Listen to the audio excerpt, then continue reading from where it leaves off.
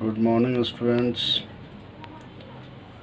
Today I am going to explain the topic nutrition in human beings that concern with chapter first. Chapter first का हम लोग पढ़ेंगे आज nutrition in human beings. तो nutrition in human beings refers holozoic mode of nutrition. Holozoic mode of nutrition. Holozoic mode of nutrition means the nutrition that takes place in animals refer as a holozoic nutrition and completes into five step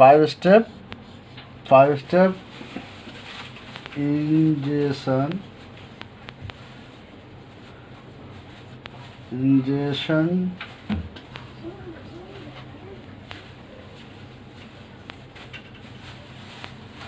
digestion,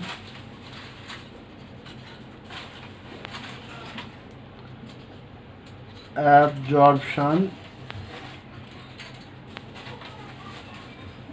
assimilation,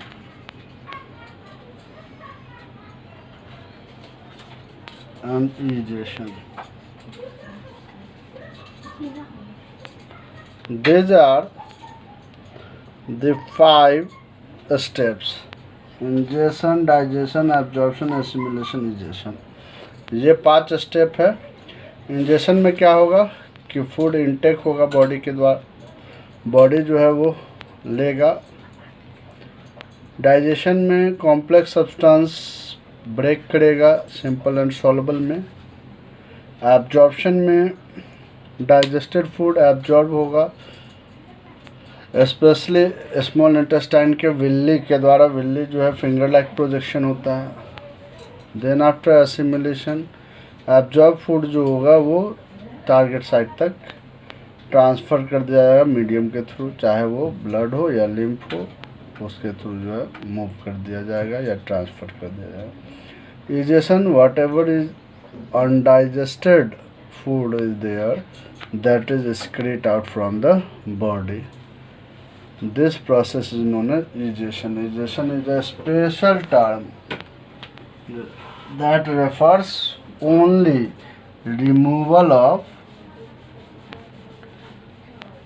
undigested waste.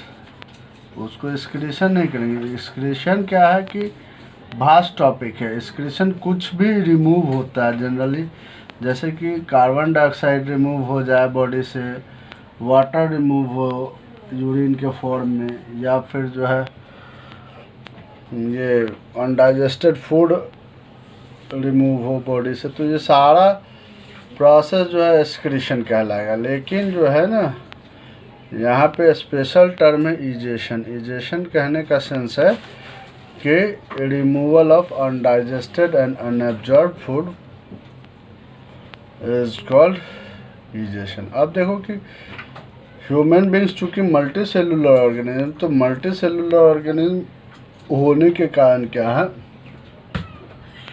Multi cellular organism होने के कारण क्या है कि इसमें जो है ना वेल डेवलप्ड ऑर्गन होंगे, ऑर्गन सिस्टम सब होंगे। तो इसमें जो है ना न्यूट्रिशन परफॉर्म करने के लिए स्पेशलाइज्ड सिस्टम होते हैं जिसको कि हम लोग डाइजेस्टिव सिस्टम बोलते हैं। तो आज हम लोग जो है ह्यूमन डाइजेस्टिव सिस्टम देखेंगे। और सिस्टम है, डाइजेस्टिव सिस्टम है, तो system refers to lots of organ. Lots of organ compose a system, यानी कि बहुत सारे ऑर्गन मिलके ऑर्गन सिस्टम का फॉर्मेशन करेगा। तो यहाँ भी जो है डाइजेस्टिव सिस्टम है, तो बहुत सारे डाइजेस्टिव ऑर्गन जो है मिलके डाइजेस्टिव सिस्टम का फॉर्मेशन करेगा। तो अगर हम बात कर ले थोड़ा कि ह्यूमन डाइजेस्टिव सिस्टम की बात करें, तो ह्यूमन डाइजेस्टिव सिस्टम में मेनली 2 पार्ट आता है। एक तो है एलिमेंट्री कैनाल और दूसरा है वो डाइजेस्टिव ग्लैंड्स। डाइजेस्टिव ग्लैंड्स में आएगा सैलिवरी ग्लैंड जो कि माउथ में होता है, पैंक्रियाज, लीवर, ये गैस्ट्रिक ग्लैंड GSTRIC गैस्ट्रिक और GLAND। तो ये सारे जो है वो डाइजेस्टिव ग्लैंड्स है। एलिमेंट्री कैनाल क्या होगा? एलिमेंट्री कैनाल जो है ना ट्यूबुलर स्ट्रक्चर होगा, ट्यूबुलर स्ट्रक्चर दैट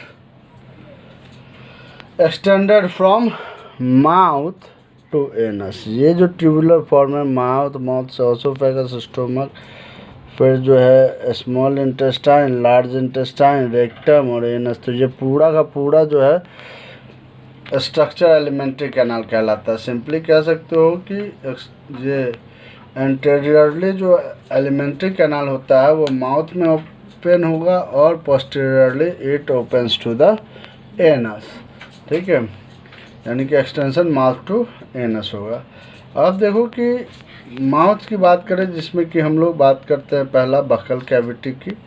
यहाँ है ये बक्कल कैविटी। बक्कल कैविटी में क्या एसोसिएट होगा? सैलिवरी ग्लैंड होंगे। ऐसा हम जानते हैं कि टंग और तिथ भी होता है, तो सबका स्पेसिफिक रोल है। सारे मिलके यहाँ माउथ में जो है ना फूड का मैस्टिकेशन करेगा, फूड को जो है ना स्मॉल सब्सटेंस में तोड़ेगा और पल्पी बनाएगा। सलाइवा जैसे ही मिक्स होगा वो सॉफ्ट बन जाएगा फूड, और तब जाके वो ओसोफेगस से होते हुए वो स्टोमक में जा पाएगा। तो जैसा कि हम लोग जानते हैं कि अगर हम बात करें तिथ की बात करते हैं, तो तिथ की बात करें तो हम लोग जान लें कि तिथ कितने तरह के होते हैं। पहले तो है कि ये तिथ 4 तरह के होते हैं। पहला है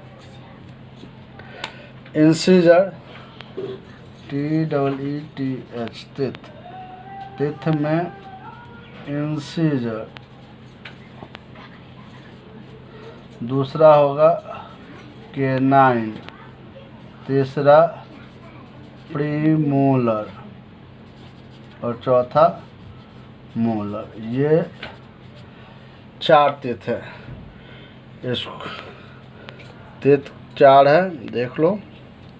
इंसीजर इसको आई से डिनोट करता है, कैपिटल आई। केनाइन को कैपिटल C, प्रीमोलर को PM से डिनोट करते हैं और मोलर को M से डिनोट करते हैं। इंसीजर जो तिथ है, तिथ का जो फॉर्मूला अगर हम लोग देखें तो तिथ का जो फॉर्मूला होगा वो एडल्ट ह्यूमन की बात कर रहे हैं।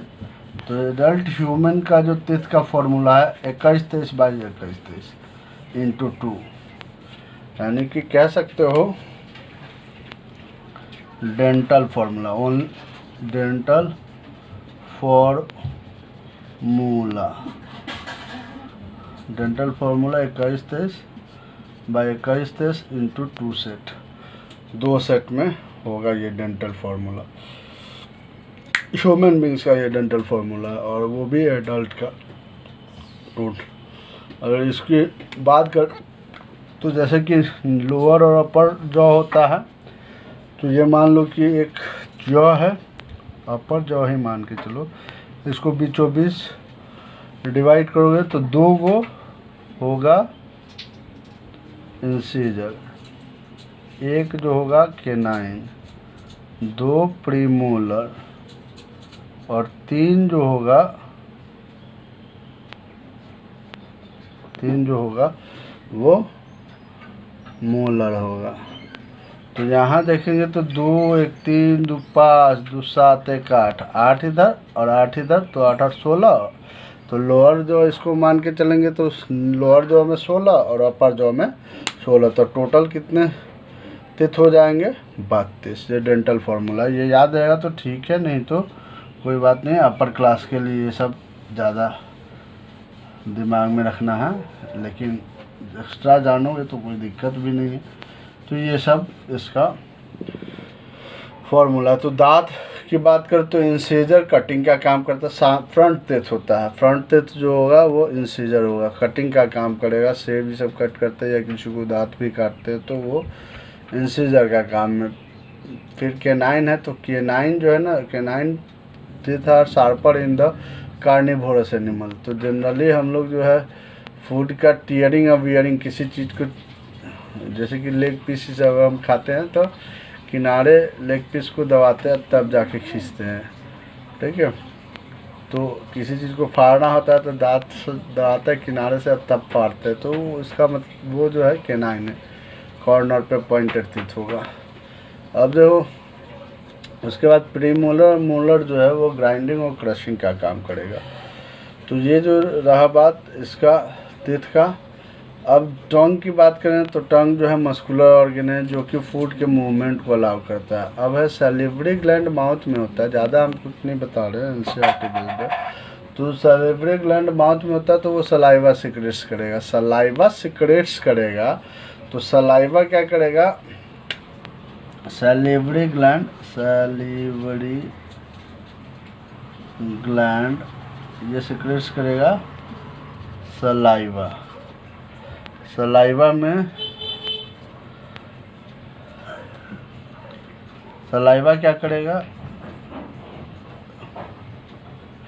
पार्शियल डाइजेशन, पार्शियल कहने का मतलब है कि 30% partial digestion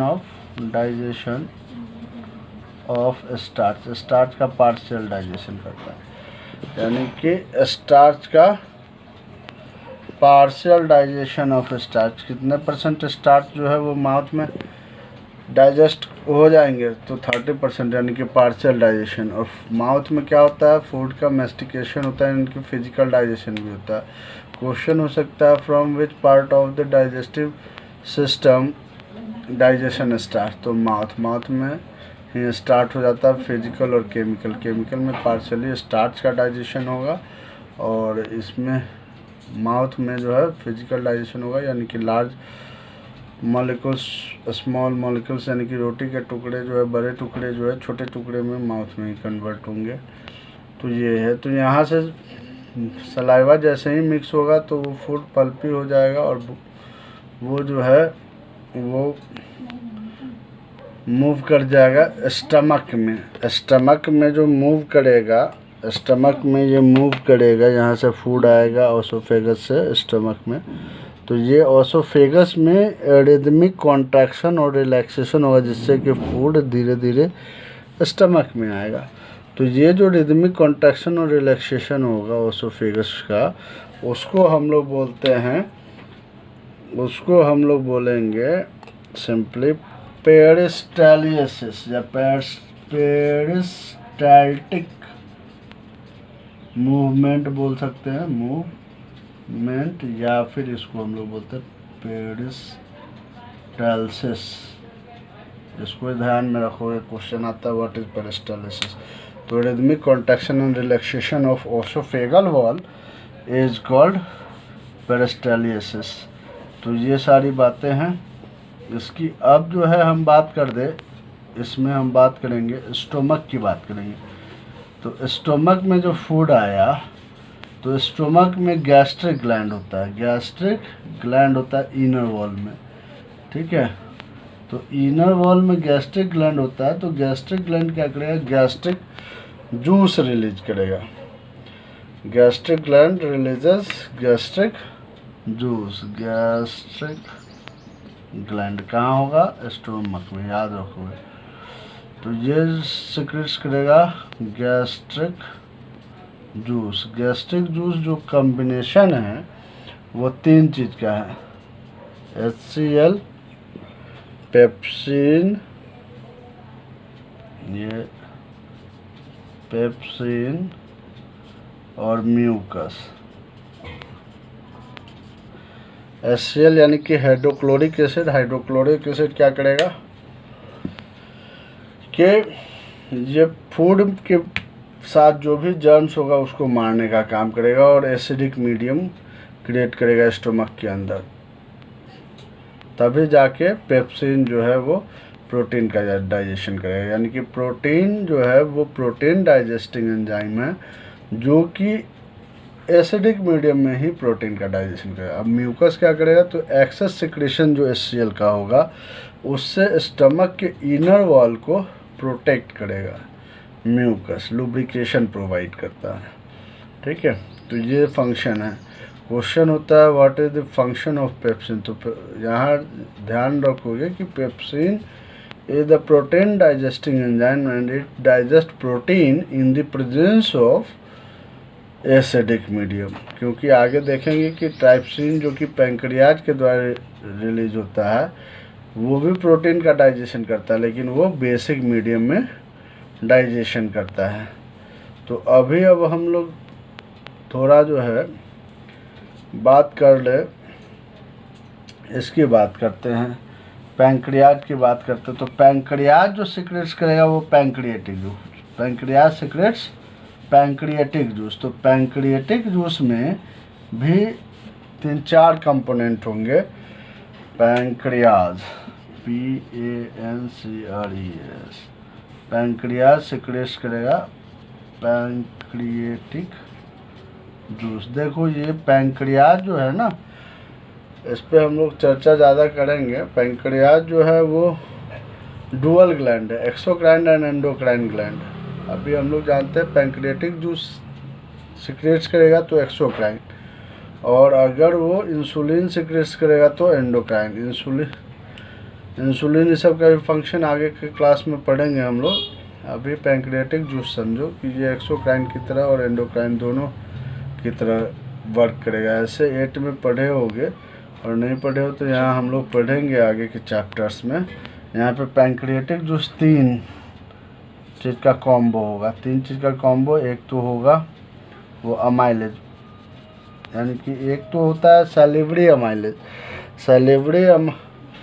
salivary amylase saliva से सिक्रेट्स, सलाइवा में सैलिवरी अमाइलेज और लाइसोजाइम 2 एंजाइम होता है। सैलिवरी अमाइलेज स्टार्च का डाइजेशन करेगा और पैंक्रियाटिक अमाइलेज भी स्टार्च का डाइजेशन करेगा, जबकि लाइसोजाइम जो है बैक्टीरिया को जो है वो मारने का काम करेगा। जो भी फूड के साथ बैक्टीरिया जाएगा तो माउथ में लाइसोजाइम के द्वारा किल कर देगा। तो यहाँ भी पैंक्रियाटिक अमाइलेज है तो वो स्टार्च का डाइजेशन करेगा, क्योंकि माउथ में पड़े हैं 30% डाइजेशन होता है स्टार्च का, और यहाँ पे कंप्लीट डाइजेशन हो जाएगा स्टार्च का। तो अमाइलेज होगा। फिर ट्राइप्सिन अभी बताया है कि ये करेगा क्या, प्रोटीन का डाइजेशन करेगा, प्रोटीन का डाइजेशन, लेकिन बेसिक मीडियम में। याद रखो, क्योंकि पूछा जाता है what is the difference between pepsin and trypsin. तो पेप्सिन जो है वो पहला होगा कि पेप्सिन जो है वो स्टोमक में गैस्ट्रिक ग्लैंड के द्वारा रिलीज होता है, जबकि ट्राइप्सिन जो है वो पैंक्रियाज के द्वारा रिलीज होता है। और दूसरा जो है वो प्रोटीन का डाइजेशन जो करेगा पेप्सिन वो एसिडिक मीडियम में, और बेसिक मीडियम में ट्राइप्सिन जो है वो वर्क करेगा। अब देखो कि इसके बाद ट्राइप्सिन तो हो गया, एक है लाइपेज। लाइपेज जो है वो लिपिड का डाइजेशन करेगा, emulsify fats. Lipase emulsify fats का इमल्सिफिकेशन करेगा, और म्यूकस भी ये रिलीज करता है। तो म्यूकस का वही काम है कि लुब्रिकेशन प्रोवाइड करेगा, ठीक है। तो इसका यही पैंक्रियाज हो गया। अब एक चीज़ रह गया ऊपर, पूरा लीवर रह गया। तो लीवर क्या करता है ना, लीवर को लार्जेस्ट ग्लैंड बोलते हैं, ठीक है, लार्जेस्ट ग्लैंड बोलते हैं।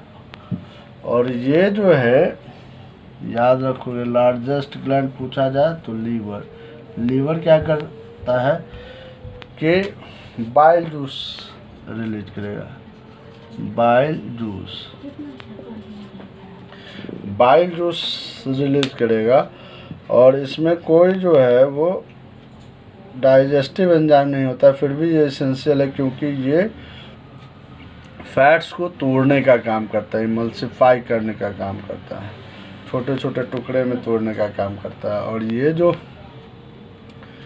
एक्सेस सिक्रेशन अगर बाइल जूस का सिक्रेट करता है तो वो कहाँ स्टोर होता है, यही वो गॉल ब्लैडर है, जहाँ की excess secretion of bile juice हो, यानी कि excess secretion of bile juice store होता है। अब देखो कि जब जॉन्डिस होता है तो यहीं पे जो है वो ज़्यादा अमाउंट में बाइल जूस का सिक्रीशन होता है, जिसमें कि बिलिरुबिन और बिलिबर्डिन नामक जो है वो कंपोनेंट होता है, पिगमेंट होते हैं, जो कि पूरे बॉडी को जो है येलो कलर में कन्वर्ट कर देते हैं। अब रही बात कि यहाँ से स्टोमक के बाद जाएगा स्मॉल इंटेस्टाइन में, तो स्मॉल इंटेस्टाइन में कंप्लीट डाइजेशन होता है। कंप्लीट डाइजेशन होता है किसका? तो जो कुछ भी बच जाता है ऊपर से वो नीचे आते आते सारा का सारा डाइजेस्ट कर जाएगा। जैसे कि तो किस में कौन कन्वर्ट होगा? कार्बोहाइड्रेट जो होगा वो ग्लूकोज में कन्वर्ट होगा। प्रोटीन जो होगा इसका सिंपलेस्ट फॉर्म अमीनो एसिड, और फैट्स जो होगा वो जो है फैटी एसिड और glycerol, fatty acid and GLYCEROL इसमें ब्रेक डाउन होगा। तो ये सब याद रखो। Simplest form of carbohydrate, starch, ये सब का जो सिंपलेस्ट फॉर्म होगा ग्लूकोज, प्रोटीन का simplest form amino acid, fats का simplest form fatty acid and glycerol. Fats जो होता है वो स्टोर्ड फूड होता है एनिमल्स में, जिसको कि ग्लाइकोजन भी बोलते हैं, और प्लांट में जो स्टोर्ड फूड होता है उसको हम लोग क्या बोलते हैं? स्टार्च। तो ये सारी बातें, तो ये यहाँ तक स्मॉल इंटेस्टाइन में कम्प्लीटली डाइजेशन होगा, और यहीं पे जो है एब्जॉर्प्शन होता है। जो भी डाइजेस्टेड फूड होता है इसमें विल्ली लाइक प्रोजेक्शन, यानी कि फिंगर लाइक इस तरह के प्रोजेक्शन होते हैं, जिसको कि हम लोग विल्ली बोलते हैं, जो कि एब्जॉर्प्शन एरिया को इंक्रीज करता है। जैसे कि पानी में चीनी मिलाना है तो चम्मच डाल देते हैं और हिलाएंगे तो वो ज़्यादा का ज़्यादा अमाउंट जो है वो डिजॉल्व होगा। तो उसी तरह इसमें भी जो है ना, स्मॉल इंटेस्टाइन में भी फिंगर लाइक प्रोजेक्शन होता है, जिसको कि विल्ली बोलते हैं, जो कि एब्जॉर्प्शन एरिया को इंक्रीज करता है, और ये जो है ना ज़्यादा से ज़्यादा डाइजेस्टेड फूड को एब्जॉर्ब करेगा, और जो भी एसिमिलेट होना है